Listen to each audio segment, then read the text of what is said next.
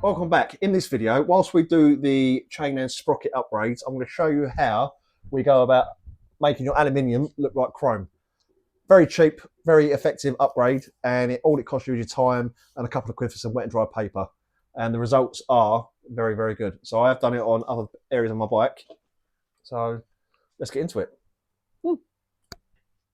So we've got it off, and as you can see, it's not very appealing. It's just basic aluminium looking. I could have bought another one in another colour, but I've got a lot of chrome looking on my bike, so I want to get this done. And a lot of people ask me how I do it. Now, if you haven't got any deep scratches, all you need is some wet and dry. Now, Halfords do this stuff, and it's got literally every grit you need. If you've got deep scratches, then you've got to start off with a coarser grit. But this isn't too bad, so I should be able to start around the 800 mark. I'm not going to do this one by hand. I'm going to cheat a little bit, and I've got this Dremel. But I'll show you the results I got on my motocross bike using just this. So hopefully it'll flash up now, before and after. Right, and on Amazon, you can get these little 1 inch wet and dry. I wouldn't bother with these. These are absolutely naff. These are no good. These are good to get rid of glue and stuff. But these are naff for polishing. But this is a little kit I made up myself. So we are going to start with the 800. And it's literally just a case of getting it everywhere we can. Oh, and then we've got some water as well.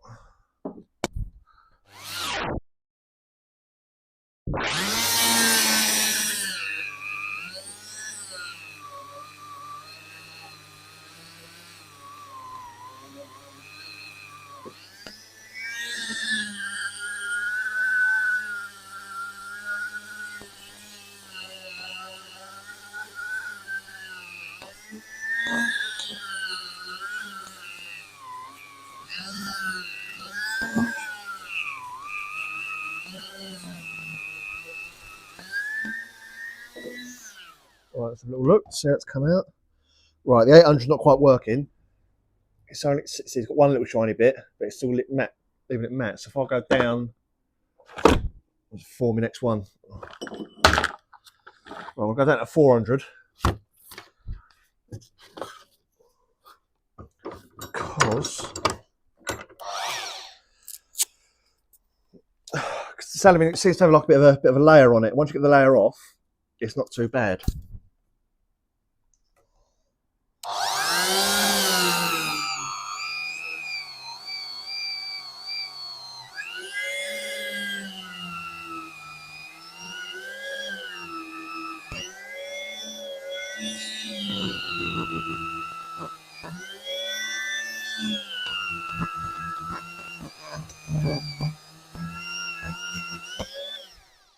Right, and again, this is like your trial and error. See what your metal's like. Again, I'm trying to get that dull, cloudy look off of it, and it's taken a bit of effort with a sandpaper. So I'm going to drop down now to 240, which is this one, which is not wet and dry. So hopefully this will knock off. 240, which will knock it off nice and easy.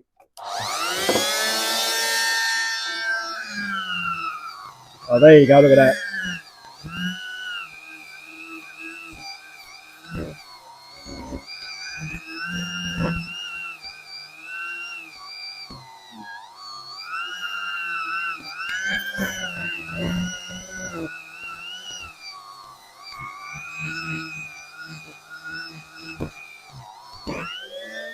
Right, there you go. So 240 is what I'm going to start at. So that's taking off that, I guess it's powder coating, nice and easy. And then I'm going to start at 240. I'm going to work my way up. I can go to 2,500, and I'll get a nice shiny look. But because I've got this, I can go up to 10,000. So, right, I'm going to get this all 240 off, and I'll come back to you when it's done. Right, so I've got the powder coating off. Now this first step is going to be, I think, it's the hardest step is getting all the powder coating off.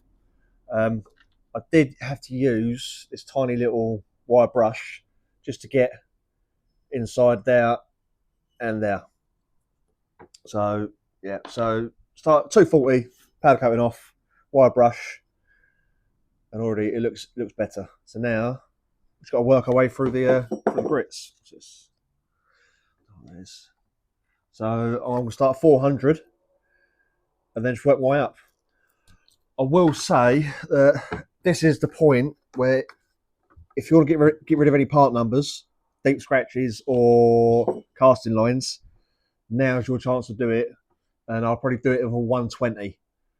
My rear passenger pegs, there isn't any options to go aftermarket with the rear passenger pegs, so I polished them up. And I'll see if I can get any photos up for you, but I took out the casting numbers and the casting part numbers and casting lines. So yeah, it's quite nice. So 400. And then this does take a long time. It does take a few hours to do each piece. But once you do it, it's literally seconds. Before I go out, 5 minutes, bike gets a quick wipe over here, and we're all golden. And already you can see the water doesn't really sit already. So let's get cracking.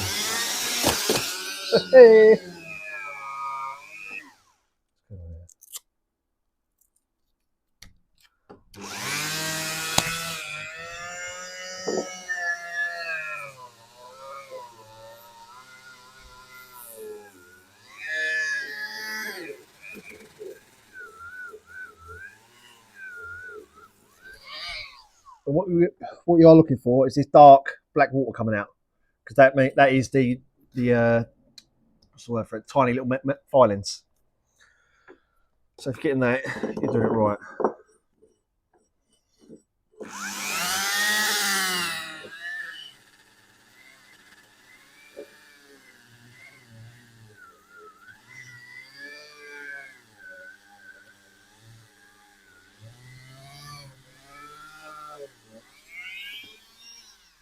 Right, let's get a rag out. So that was one pass for the 400. Don't know why, but I like to do two passes. So one pass with 400, get rid of that, and get a new 400 and do it again. I'll do that the whole way up. So already, that was just one pass for 400. So I'm going to do another 400. Then I'll go 800 twice, 1,000 twice, 1,200 twice, and so forth. You know, when you get to 2,000, 2,500, it will be like a mirror. Luckily, with the Dremel, I can go up to 10,000. So let me come back to you when I've got to 1,200. So this is what it's like after 1,200. I don't have a 15 on the Dremel, so I'm just going to do it with a bit of wet and dry. It's literally, pardon me. Just go around. Second time round. So I'm going to do this again second time round. I'll come back to you when I've hit 2,500. See you in a minute.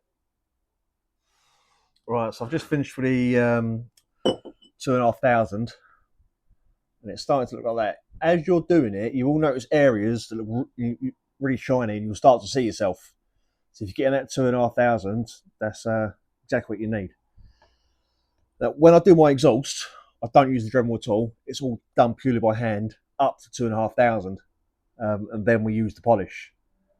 So I've got 3 more grits to go. I've got 3,000, 5,000, and 10,000. Let me get through them, and I'll come back to you, and then we'll start the polishing. So this is my last whip round with a 10,000, and then we're going to get onto the polishing. So yeah.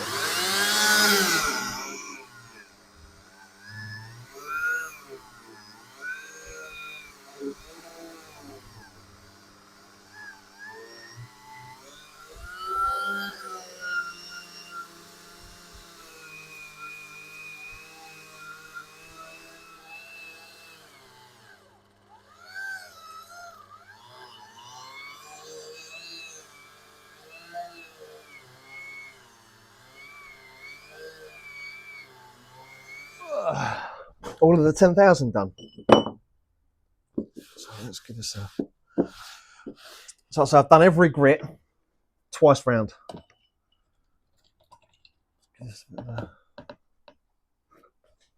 Wipe off. Now this won't be like a mirror just yet. It's going to be all murky from all the dirt, grind, and gunk. But it will be silky, silky smooth. Alright, so now that's how it looks. And what I use is Autosol. Now this stuff you can pick up for about £7. Given anywhere, B&Q, online, any car shops. So literally put it on there first, and I'm just going to rub it all in so it soaks in. Once that's all soaked in now, just a little dab.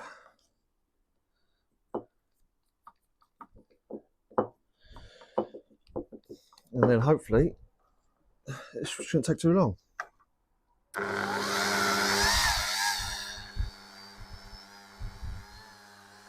Same as before, when you start getting all the black stuff coming out, that's a good sign. That's all the particulates.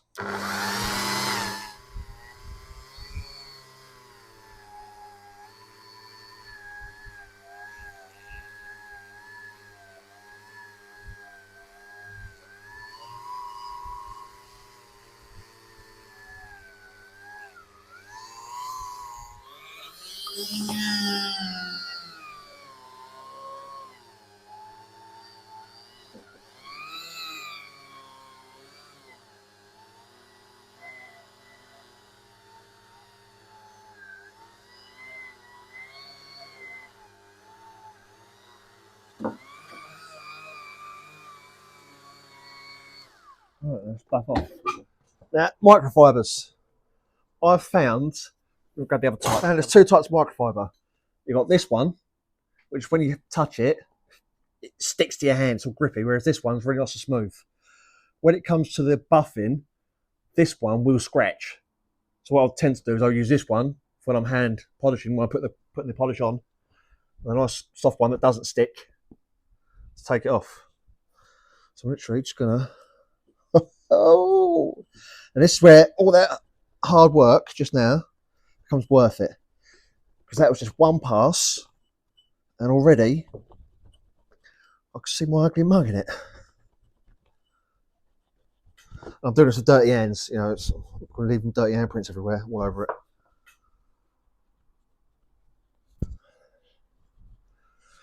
So as you can see,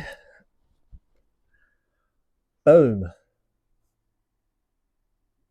There you go, you can kind of see like the reflection in it. That's just one pass with a polish. So we'll give this another couple of goes. Well, I'll tell you how many more goes I'll give it. Right, so I've gone over it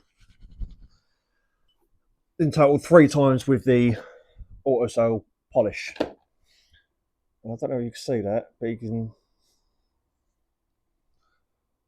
It's shiny. You can see the other side of the garage. So let's get my new sprocket and get that on there. So we'll go like that, and they will be like so. So the bike's red, black, and chrome. I think that's a nice little. Try and tip it a little bit for it. It's a nice little mod, under 20 quid, and your time. You know, and you have enough sandpaper, and wet dry paper, and Autosol left over to do your exhaust and any other pieces. If there's any other content you'd like to see, drop a comment down below and I'll get out there. Thank you for watching, and like, share and subscribe.